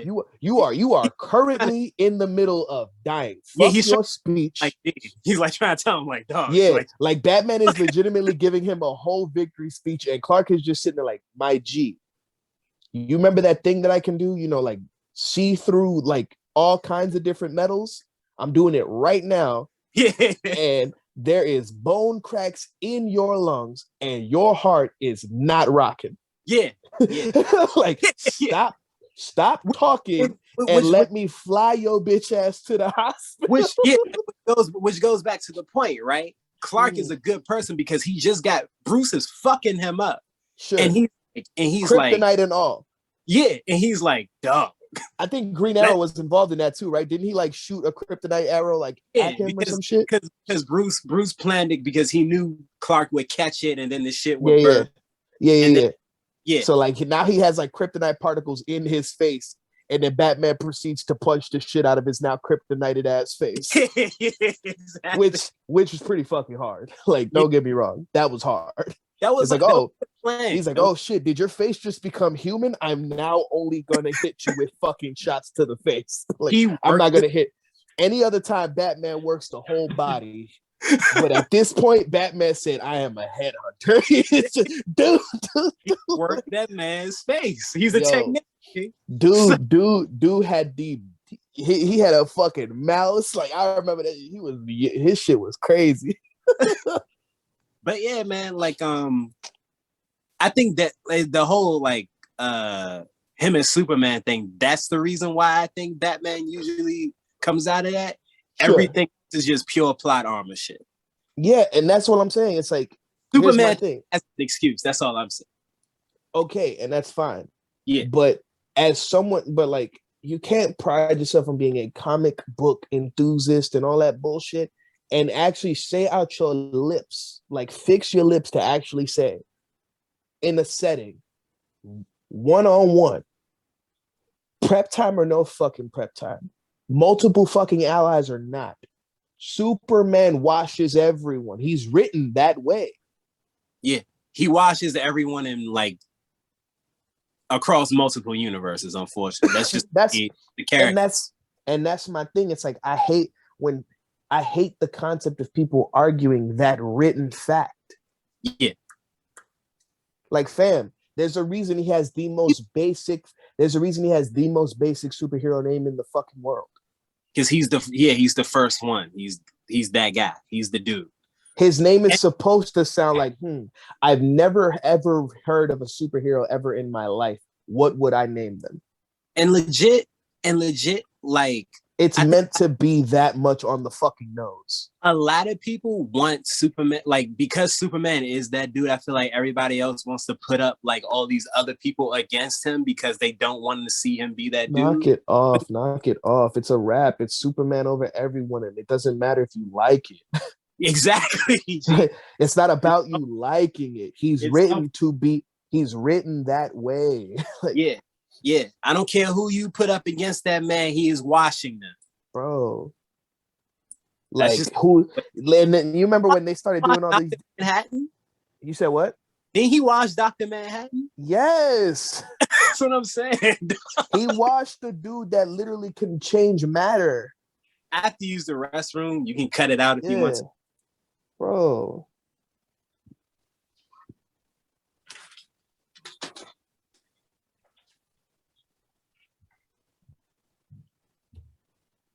Have you seen Invincible, Scott?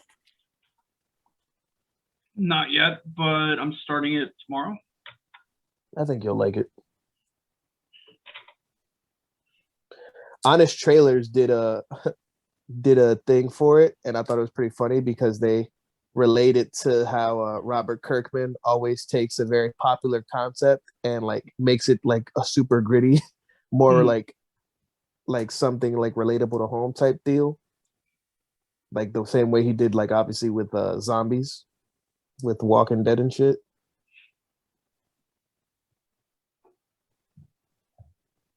Did you ever watch that movie Kick-Ass? Yes, I've seen them both.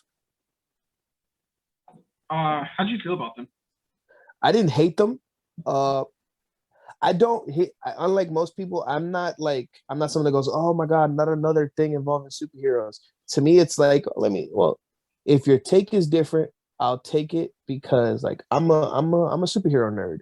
So I'm okay with as long as it doesn't feel like the same old thing.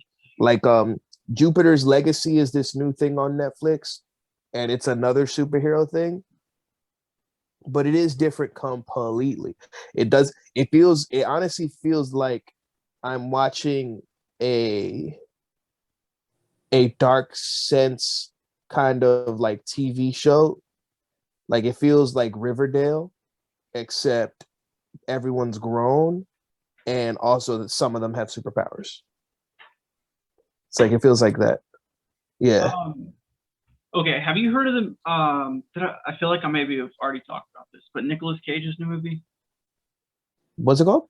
It's the one where he plays himself. He plays Nicolas Cage?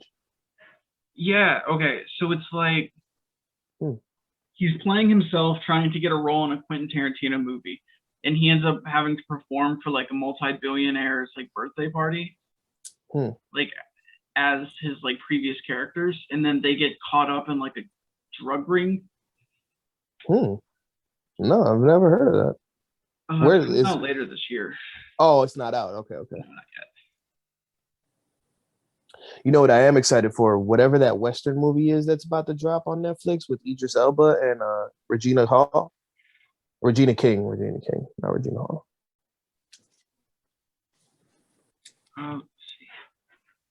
The Harder They Fall? Yeah. The Harder They Fall. That has a stacked cast, my guy.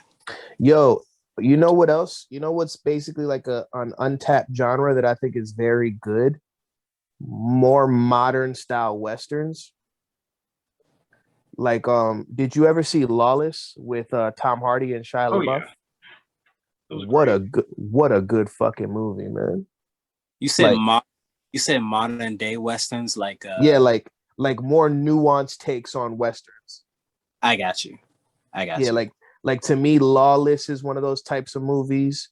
The Hateful Eight, Django. You know what I thought you meant? What? When you said like modern day, like I thought you meant like Western style stories that take place in like a modern day. No. Okay. No, I mean, where they take the feel of a Western because of the setting, but they use a more modern script style. I got you. Because old Westerns, they all were the same concept. The Cowboys. Sisters Brothers does that really well. Yeah. Cowboys, yeehaw shit, Wild Wild West, this town ain't big enough for the both of us. Like, that's old Westerns. To me, modern Westerns is Hateful Eight, Django. Obviously, The Harder They Fall is clearly meant to be that. Yeah. I think the first true modern Western is, ironically, I think it's Wild Wild West. I think Will Smith. It's the earliest one I could think of. No funny shit. I'm not even trying to be funny. No. It's just funny. When people bring up Will Smith, it's just funny to me. No. But like, I think that's the earliest version of like the newer style of that type of joint where it's like not just gonna be this town ain't big enough for the both of us. Like, you know what I'm saying? Yeah. There's gonna be a bar fight scene. Someone's gonna get slid on a table. Like, you know, that whole shit. Did somebody get slid on a table in that movie? Which one? Wild Wild West. Probably. But I think Wild Wild West was meant to be like parody-ish. Yeah, parody of like that. Speaking of current movies, are any of you excited for No Sudden Move? What's that? It's with let me see who's in it. Don Cheadle, Benicio del Toro, David Harbour, John Hamm, Brendan Fraser, Kieran Culkin. I'm gonna watch it off the strength of Don Cheadle. Yeah, 1954. No Sudden Move centers on a group of small-time criminals who are hired to steal what they think is a simple document. I love these kind of fucking movies. I think it comes on like HBO on the first, in like theaters. Any movie that involves a good black actor and the concept of a heist or any kind of hustle. Yeah. Yeah, man. It's a certain style of film. Like, I think my favorite film like that ever is Snatch. You know what movies I think I've just come to accept as my type? Any hustle hard, like from the dirt ass fucking movie. Like, you know what I'm saying? Like anything that's like follows like criminal activity and like one cop or two where it's like it follows them a little bit too. What was that one movie with Jake Gyllenhaal and the dude who plays like the dude who like tells all the stories in Ant-Man? Oh my god, that cop film? Amazing. End of Watch. That shit was amazing. End of Watch was so good. It started off so funny and then it got so fucking real. Yeah. I loved when the big ass dude was full mounted and was like dogging out the chick cop. Yeah, man. Like the tone of the movie shifted from then on. When Migos shot up the apartment, dude. And when they showed Homegirl's face all hamburgered up, yo, I remember being in there and like people around me be like, I thought this was a comedy.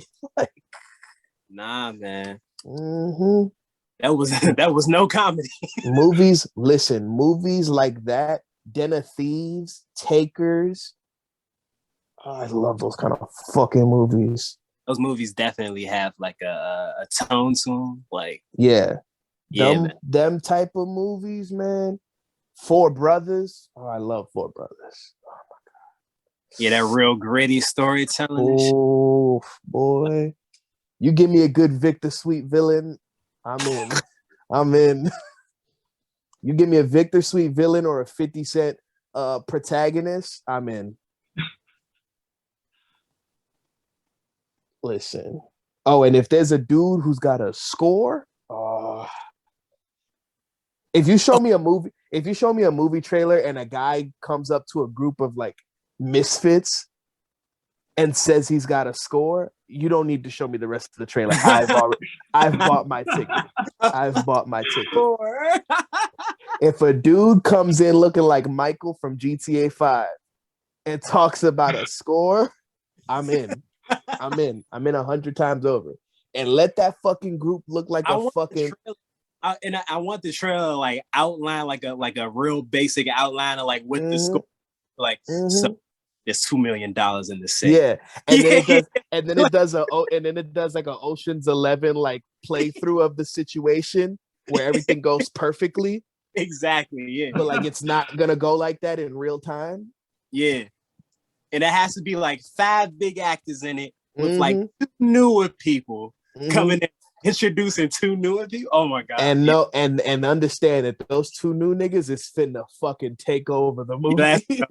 It's like them 5 other dudes stay to the side a little bit. 2 other people understand that this movie is going to be these 2 guys' big fucking breaks. They're all like that, G. They're all like that. It's like Training Day with the dude who plays Jake. That dude, he'll always be Jake to me. But if I see him in anything else, I get excited because I'm like, fuck, it's Jake. We're gonna watch this movie now. You know what? He's now at that point where he's like the older guy. Household. He's household.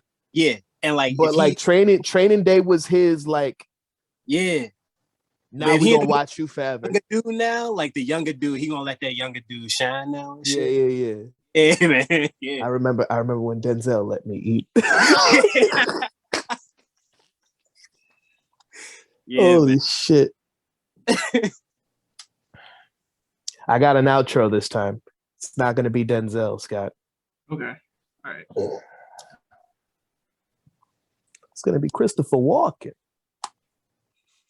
This has been the 3 Dudes Talking podcast. It's 3 dudes talking. Still sound like Denzel on a podcast. I'm gonna do an outro every time where like I'm doing like a random new voice. Just working on my impression. We didn't get to talk about Biggie Smalls. Ain't you sad, Andino? It's okay. Oh, okay. I was actually for that. I wanted to hear you. My Biggie Smalls take is entirely too long. It's entirely too long. It's like a separate podcast all by itself. Javay, just in case we end up using it, do you want to give an intro real quick? Ladies and gentlemen, welcome to... Hey, no, I told you to stop doing intros. We're done with that. If you do it one more time, hold on, let me mute you. If you're gonna... All right. It's good. It's just us 2 now.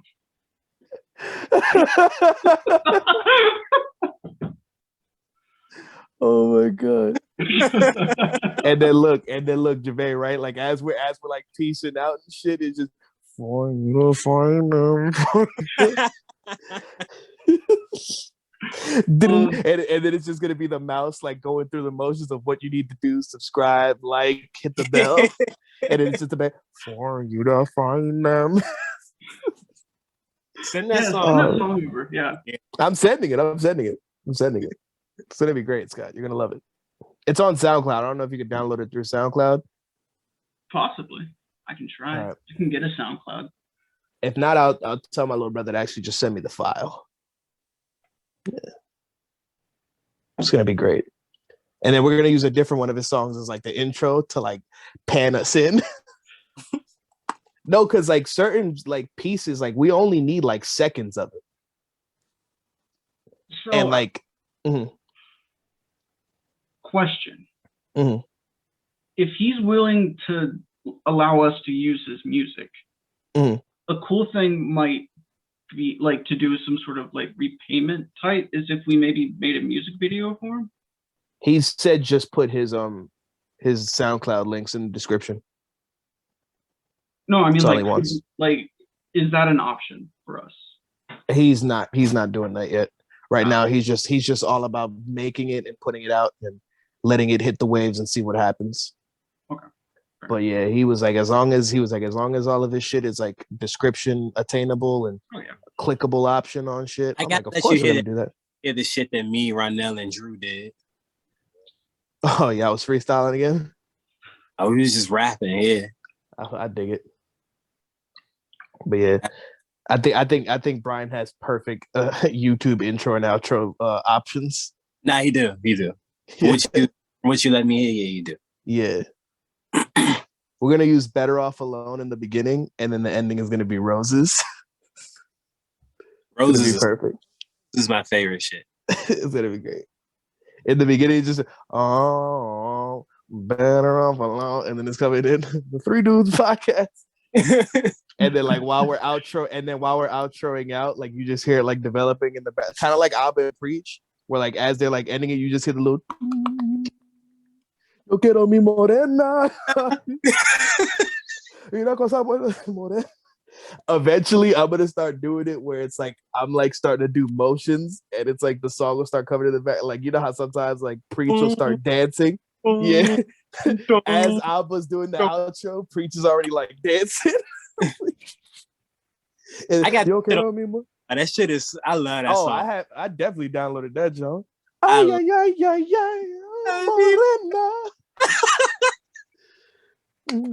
you see this?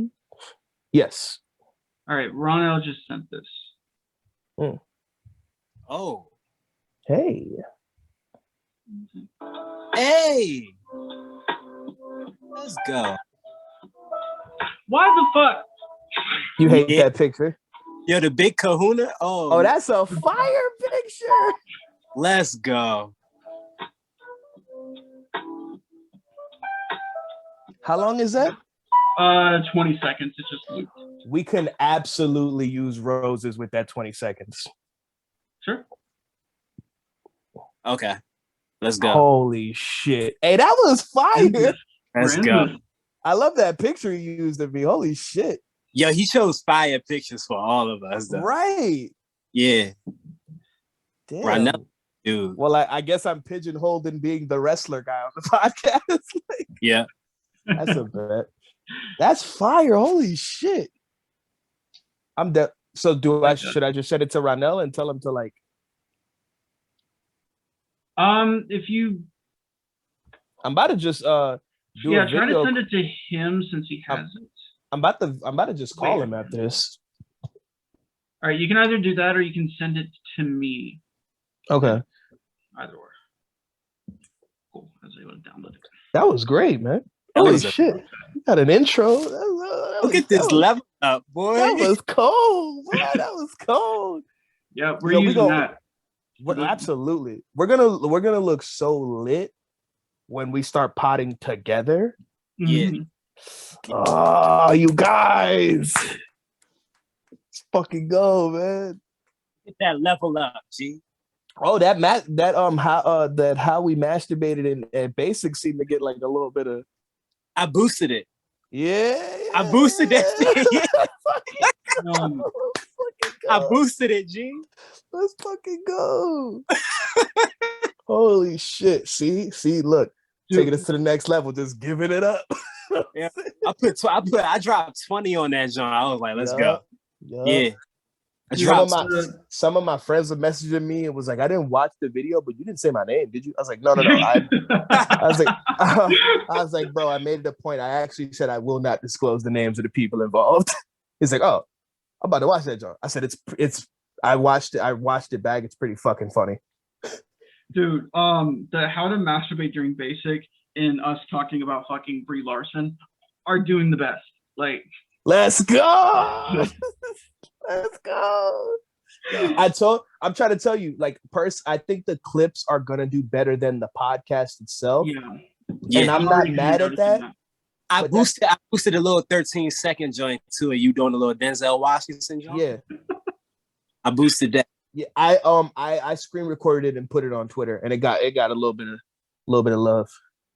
I'm gonna keep randomly clipping little things that like I think my audience is gonna fuck with. To then, yeah.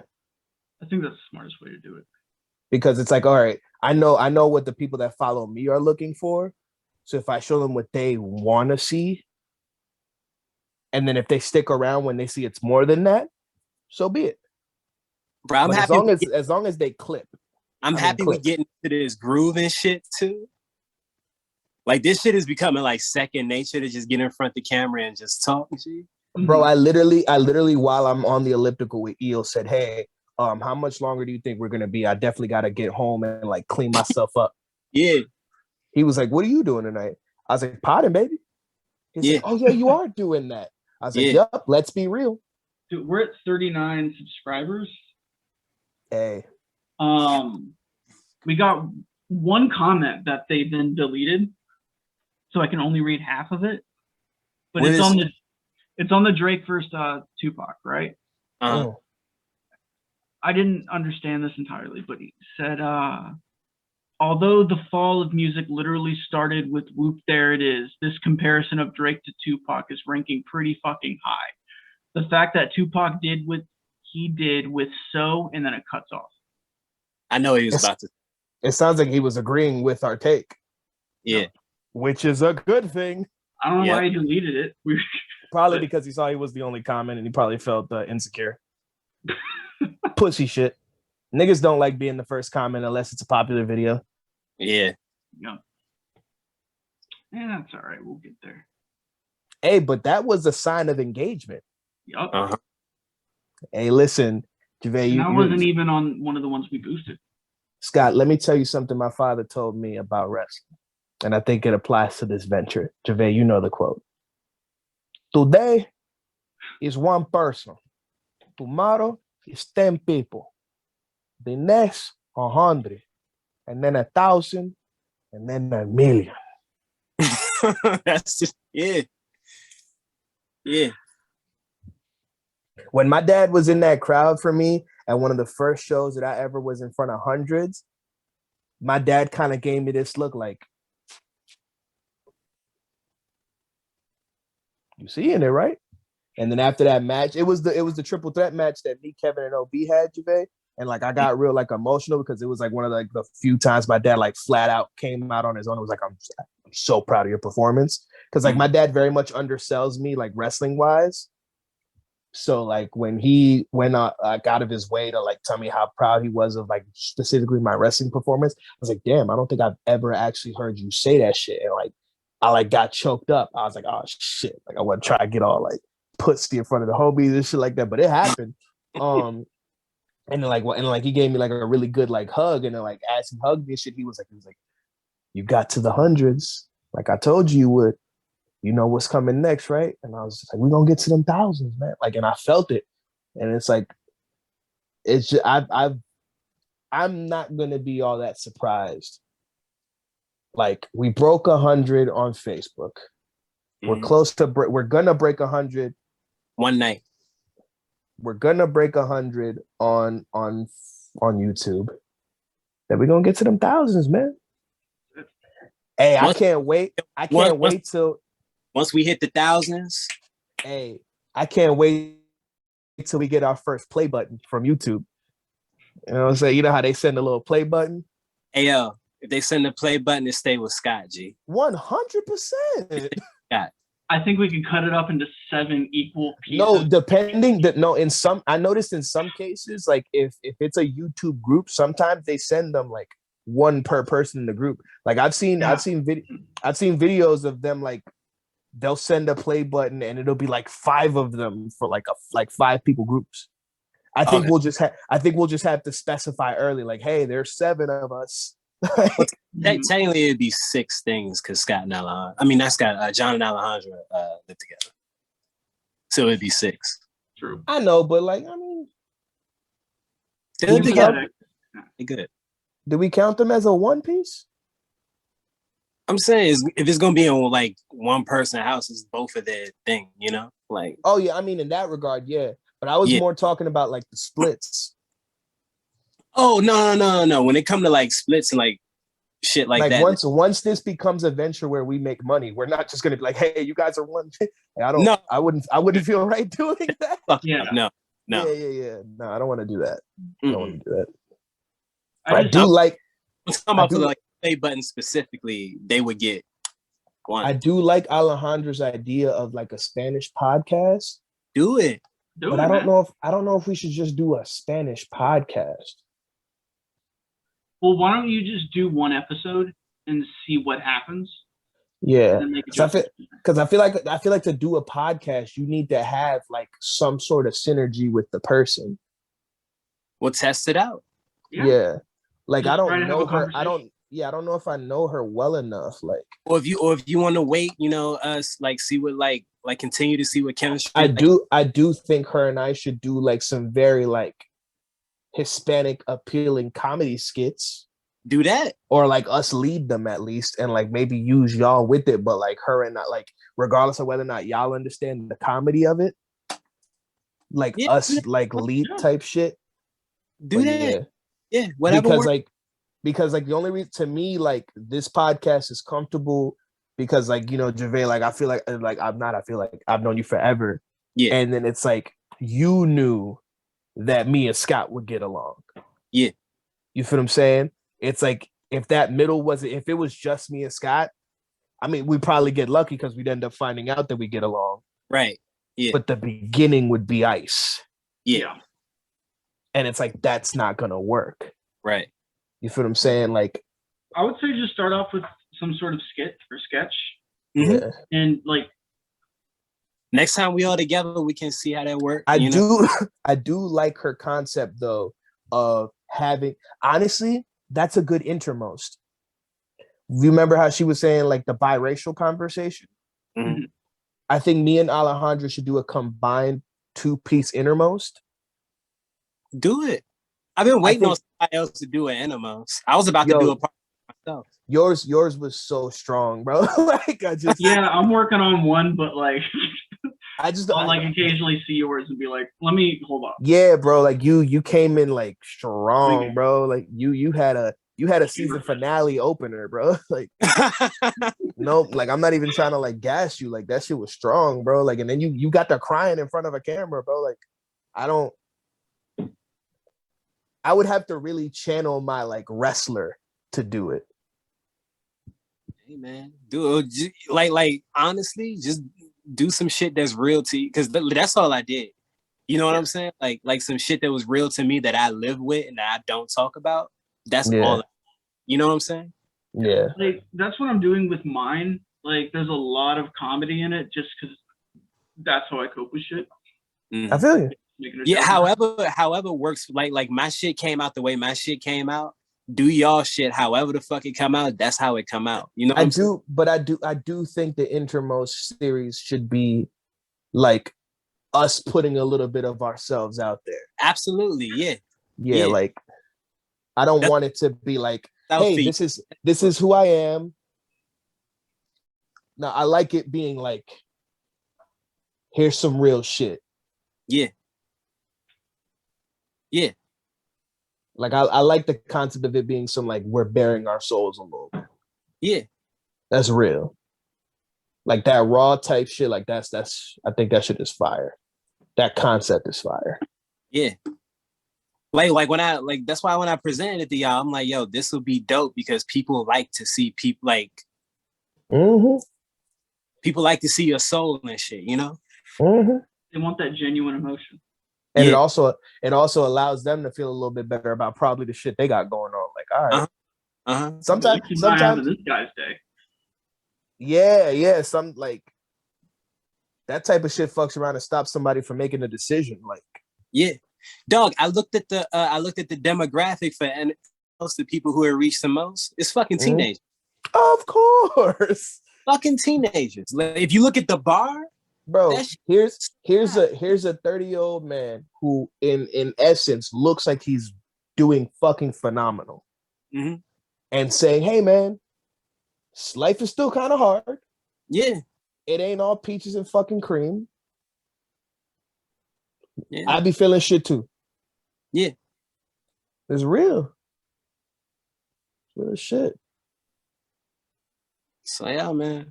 But I think if me and Alejandra get with John and Carrie and do like a couples version of an Innermost and like certain struggles that only we would understand as like being in like biracial relationships, especially being people in like that are Hispanic, because like you think black and white dating is crazy. Being Hispanic and not dating another Hispanic isn't always the fucking easiest, depending on who the fuck is in your family, man. We could really get into some shit. Like, we could really get into some shit. As soon as she said that, I went, damn, if only Carrie was the type of person that was comfortable with being like in front of the camera. Yeah. Like Carrie actually hates cameras.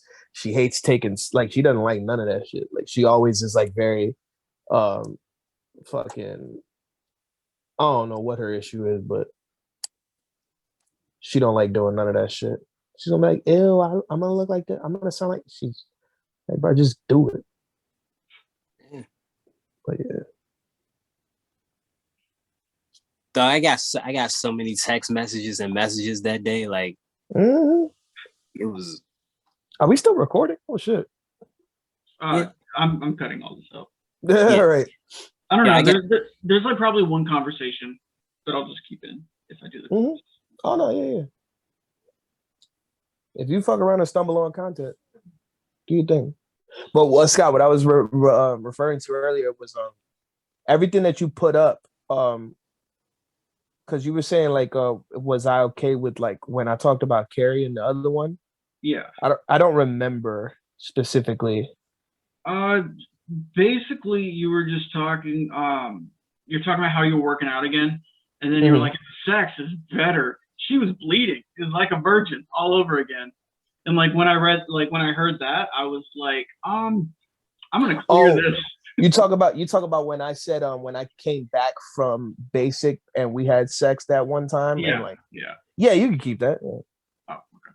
I thought I said, when you told me that, I thought I said something. I was like, what the fuck did I say that would make him so concerned? I was like, that is a little TMI because now I'm talking about what happens behind closed doors. Now I've talked about worse, like in front of strangers with Carrie. So that's like actually PG compared to some of the stuff I've said in front of strangers with Carrie next to me, mind you. Okay. Yeah. Also, once upon a time, she used to fall asleep to me being on the phone with her and like talking, like literally just because she was like, oh, like sleeping to your voice is so easy, da da da da. I said, well, you know what you could do? You could just listen to the Three Dudes Talking podcast. You don't have to call me at night anymore. And guess what she stopped doing? Stop calling me. I'm gonna have to like make its own playlist for like the podcast you're on and like all the clips. Yeah. Like it shuffle. On the low, that's basically the Carrie playlist. Yeah. She said it went from me just like falling asleep to like the sound of y'all talking. And then she goes, and then it changed because y'all started having some kind of engaging conversations. And then my dumb ass ends up waking up and just like, because she Bluetoothed it on the TV.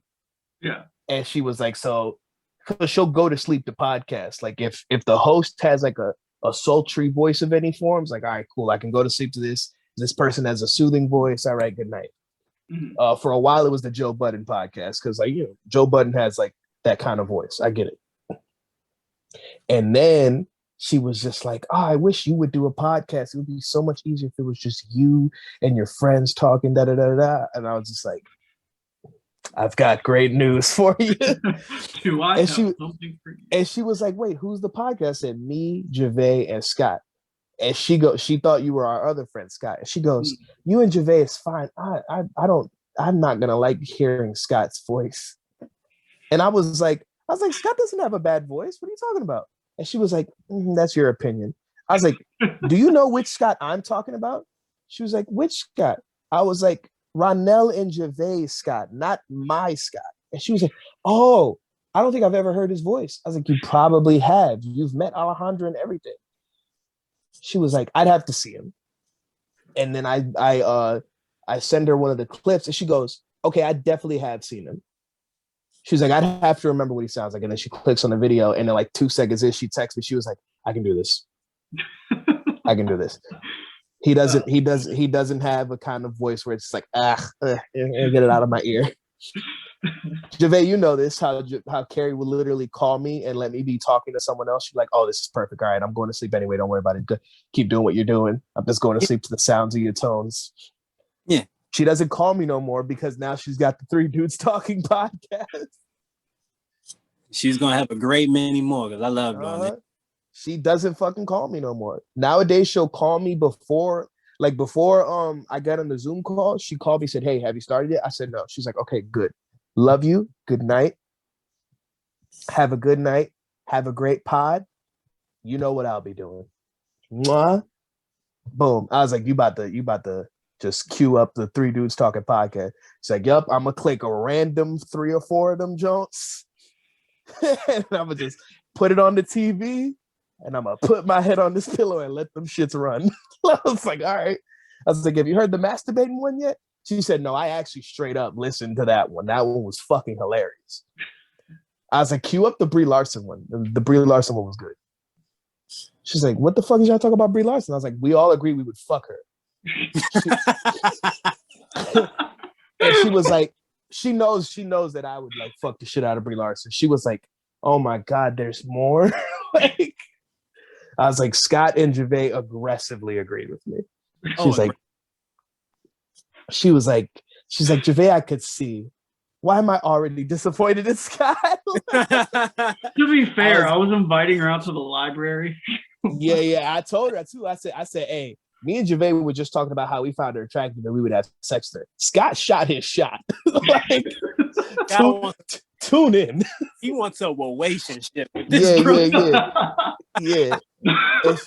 She was like, swear to God. I was like, so serious. She was like, you know what? Hey, shoot. Go ahead, Scott. She's going to see it one day. I'm telling you. Watch. Yup. Watch. It's gonna. Here's the thing. And boys hate me. The most common my thing, profile picture will change. You won't even know. Because she's a fucking feminist, and the way you were talking about her, it's like, yeah, I do not care. I don't care. Like I said, Brie Larson, I think you're a very beautiful individual. I would like to just, just tell you in person that regardless of the internet opinion, you're a very gorgeous woman. And I want and you're also a phenomenal actress. You're phenomenal. And I appreciate your work. Fuck. I do not care about your none of that other shit. I want to fuck. Good Lord. Excuse me. Can we just talk about your 2017 movie Free Fire? I have a lot of questions. I'm pretty sure it was a wonderful movie. I want to fuck. If the conversation of intercourse were to be presented, I think it would be great if you, me, my woman, because my woman also finds you attractive. You, me, my woman would be my ideal. I want to fuck you like you stole something. You beautiful bitch. I want to. You want to do a shoplifter scene with her? Yes. Bro, don't take it to the Habib show, bro. I'm taking it to the Habib show, boy.